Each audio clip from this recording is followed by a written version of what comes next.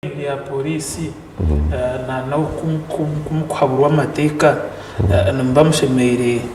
kureba urubaje rumwe kugira ngo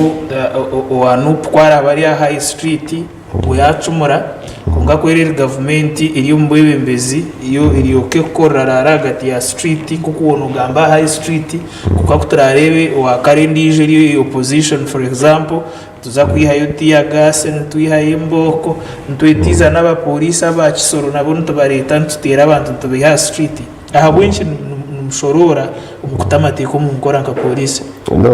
nkoko nakugambire tutukushorora kwonka twiine erisho erindi imwe erimutakureeba tuntureba hege imwe nimurebe samesha abiri konka twiine erindi nkaha bamusa nireba higura ati nyona ninkureba nte nindeba n'umutwe ninkureba n'inyuma so intentions are different so okugirira embera eri kubereho nicyo kurebera ntuba twiine guidelines ninga okuhabura